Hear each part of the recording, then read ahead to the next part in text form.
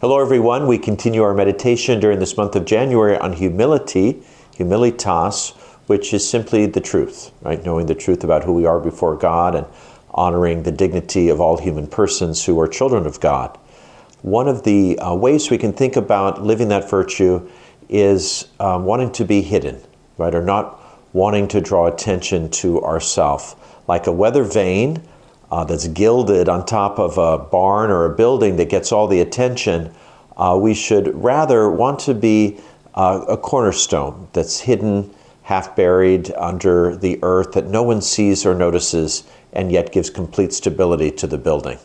More important that we do the work of 3,000 but make the noise of 3 instead of the other way around, doing the work of 3 and making the noise of 3,000. So we want to remember our audience is God.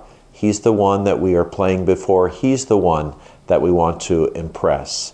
And all the graces that come from living a hidden life as Christ did in Nazareth growing up. You could also think of a donkey that carries Christ into Jerusalem on Palm Sunday. Everyone is throwing down their cloaks in front of our Lord as he's about to pass.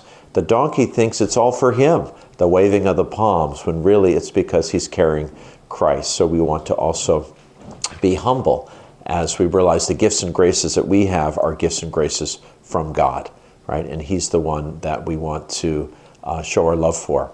Another way we could think about it is how we react to others. You know, are we saddened when others are praised more than we are? Do we desire that others become holier than we do, as long as we become as holy as we should, right? How do we handle contradictions?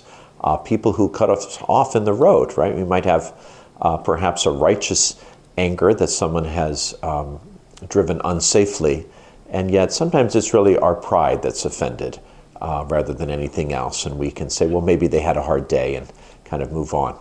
So good for us to be thinking about this virtue. We can live it daily in our life as we seek to imitate Christ, who humbled himself to be born in a manger.